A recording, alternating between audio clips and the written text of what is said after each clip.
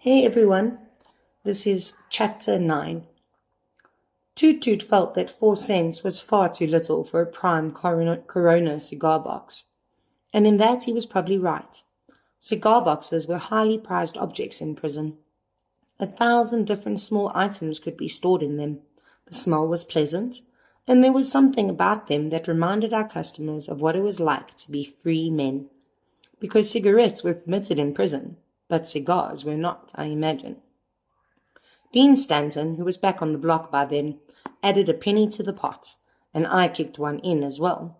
When Toot still proved reluctant, Brutal went to work on him, first telling him he ought to be ashamed of himself for behaving like such a cheapskate, then promising him that he, Brutus Howell, would personally put that Corona box back in Toot's hands the day after Delacroix's execution. 6 cents might or might not be enough if you were speaking about selling that cigar box. We could have a good old barbershop argument about that, Brutal said. But you have to admit it's a great price for renting one. He's going to walk the mile in a month, 6 weeks at the very outside. Why, that box will be back on the shelf under your cot almost before you know it's gone. He could get a soft-hearted judge to give him a stay and still be here to sing. Should old acquaintances be forgot, Toot said. But he knew better, and Brutal knew he did. Old Toot Toot had been pushing that damned Bible-quoting cart of his around Cold Mountain since Pony Express days, practically, and he had plenty of sources. Better than ours, I thought then. He knew Delacroix was fresh out of soft-hearted judges.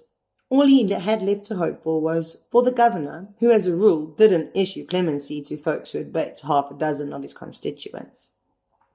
Even if you don't get a stay, that mouse will be shitting in that box until October, maybe even Thanksgiving, Toot argued. But Brutal could see he was weakening.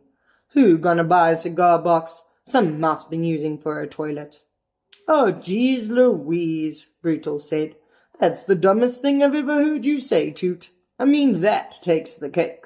First, Delacroix will keep the box clean enough to eat a church dinner out of the way he loves that mouse. He'd lick it clean if that's what it took. Easy on that stuff, Toot said, wrinkling his nose. Second, Brutal went on, mouse shit is no big deal anyway. It's just hard little pellets, looks like bird shit. Shake it right out. Nothing to it. Old Toot knew better than to carry his protest any further. He'd been on the yard long enough to understand when he could afford to face into the breeze and when he'd do better to bend in the hurricane. This wasn't exactly a hurricane, but we blue suits liked the mouse, and we liked the idea of Delacroix having the mouse, and that meant it was at least a gale. So Delacroix got his box, and Percy was as good as his word. 2 days later, the bottom was lined with soft pads of cotton batting from the dispensary. Percy handed them over himself, and I could see the fear in Delacroix's eyes as he reached out through the bars to take them. He was afraid Percy would grab his hand and break his fingers. I was a little afraid of it too. But no such thing happened. That was the closest I ever came to liking Percy. But even then it was hard to mistake the look of cool amusement in his eyes. Delacroix had a pet. Percy had one too. Delacroix would keep his, petting it and loving it as long as he could.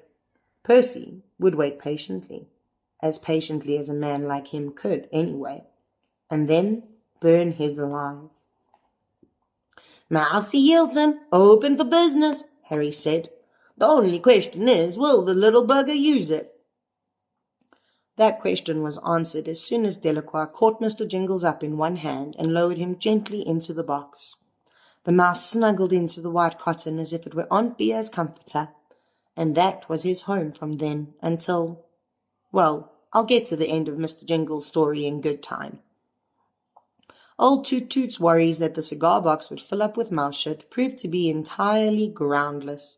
I never saw a single turd in there, and Delacroix said he never did either, anywhere in his cell for that matter. Much later, around the time Brutal showed me the hole in the beam, and we found the coloured splinters, I moved a chair out of the restraint room's east corner and found a little pile of mouse turds back there.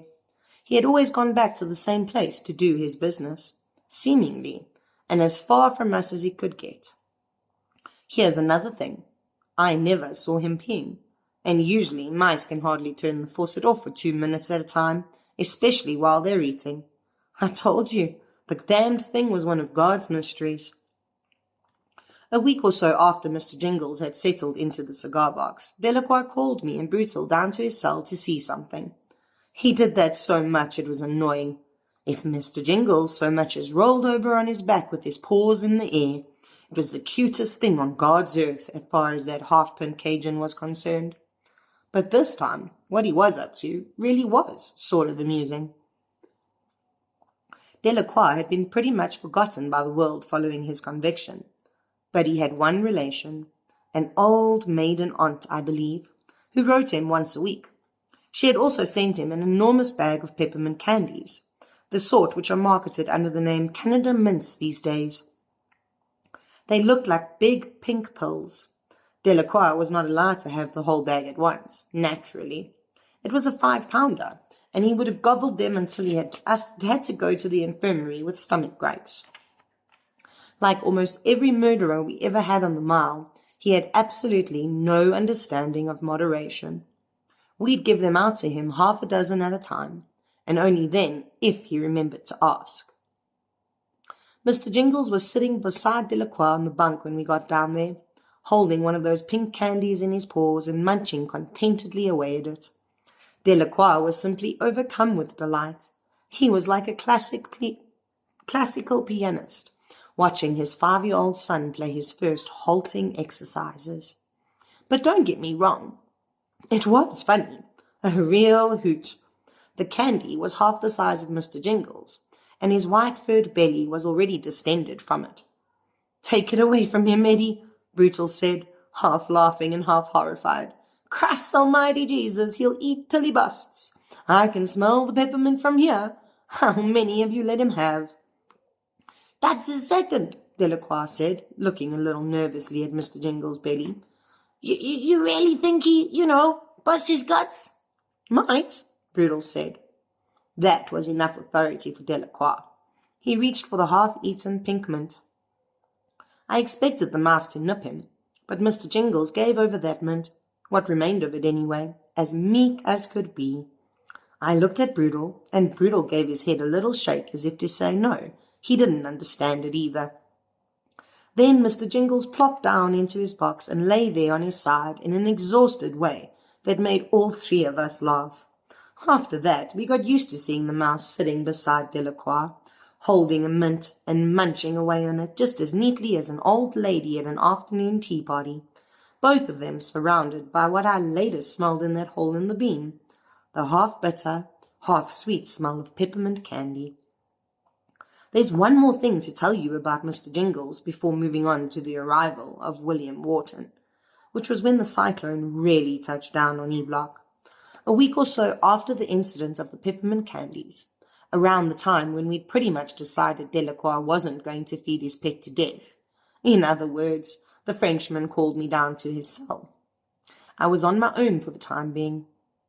Brutal over at the commissary for something, and according to the regs, I was not supposed to approach a prisoner in such circumstances. But since I probably could have shot-putted Delacroix 20 yards one-handed on a good day, I decided to break the rule and see what he wanted. "What's this, Boss Edgecombe?" he said. "You're going to see what Mr. Jingles can do." He reached behind the cigar box and brought up a small wooden spool. "Where'd you get that?" I asked him, although I supposed I knew. There was really only one person he could have gotten it from. "Oh, toot-toot," he said. "Watch this." I was already watching, and could see Mr. Jingles in his box, standing up with his small front paws propped on the edge, his black eyes fixed on the spool Delacroix was holding between the thumb and first finger of his right hand. I felt a funny little chill go up my back. I had never seen a mere mouse attend to something with such sharpness, with such intelligence. I don't really believe that Mr. Jingles was a supernatural visitation, and if I have given you that idea, I'm sorry, but I have never doubted that he was a genius of his kind. Delacroix bent over and rolled the threadless spool across the floor of his cell. It went easily, like a pair of wheels connected by an axle. The mouse was out of his box in a flash and across the floor after it. Like a dog chasing after a stick, I exclaimed with surprise, and Delacroix grinned. The spool hit the wall and rebounded. Mr. Jingles went around it and pushed it back to the bunk, switching from one end of the spool to the other whenever it looked like it was going to veer off course. He pushed the spool until it hit Delacroix's foot. Then he looked up at him for a moment, as if to make sure Delacroix had no more immediate tasks for him. A few arithmetic problems to solve, perhaps, or some Latin to passe. Apparently satisfied on this score, Mr. Jingles went back to the cigar box and settled down in it again. "You taught him that?" I said. "Yes, sir, Budgerscombe," Delacroix said, his smile only slightly dissembling. "He fetch it every time, smart as hell, ain't he?" "And the spool?" I asked. "How did you know to fetch that for him, Eddie?" "He whisper in my ear that he wants it," Delacroix said serenely. "Same as he whisper his name." Delacroix showed all the other guys, his mouse's trick, all except Percy. To Delacroix it didn't matter that Percy had suggested the cigar box and procured the cotton with which to line it. Delacroix was like some dogs. Kick them once and they never trust you again, no matter how nice you are to them. I can hear Delacroix now yelling, "Hey, you guys, come and see what Mr. Jingles can do!" And them going down in a blue suit cluster. Brutal, Harry, Dean, even Bill Dodge. All of them had been properly amazed, too, the same as I had been. 3 or 4 days after Mr. Jingles started doing the trick with the spool, Harry Terwilliger rummaged through the arts and crafts stuff we kept in the restraint room, found the Creolas, and brought them to Delacroix with a smile that was almost embarrassed. "I thought you might like to make that spool's different colours," he said. "Then your little pal will be like a circus mouse or something." "A circus mouse?" Delacroix said, looking completely rapturously happy. I suppose he was completely happy, maybe for the first time in his whole miserable life. "That's just what he is too, a circus mouse. When I get out of here, you're going to make me rich, like in a circus. You'll see if he don't." Percy Wetmore would no doubt have pointed out to Delacroix that when he left Cold Mountain, he'd be riding in an ambulance that didn't need to run its light or siren. But Harry knew better. He just told Delacroix to make the spool as colourful as he could, as quick as he could, because he'd have to take the crayons back after dinner. Dal made it colourful, all right. When he was done, one end of the spool was yellow, the other end was green, and the drum in the middle was firehouse red. We got used to hearing Delacroix trumpet. "Maintenant, messieurs and mesdames, laissez que présente le mas, amusement et amusement." That wasn't exactly it, but it gives you an idea of that stew-pot French of his. Then he'd make this sound way down in his throat. I think it was supposed to represent a drum roll, and fling the spool. Mr. Jingles would be after it in a flash, either nosing it back or rolling it with his paws. That second way really was something you would have paid to see in a circus, I think. Delacroix and his mouse's brightly coloured spool were our chief amusements at that time. At the time that John Coffey came into our care and custody, and that was the way things remained for a while. Then my urinary infection, which had lain still for a while, came back, and William Wharton arrived, and all hell broke loose.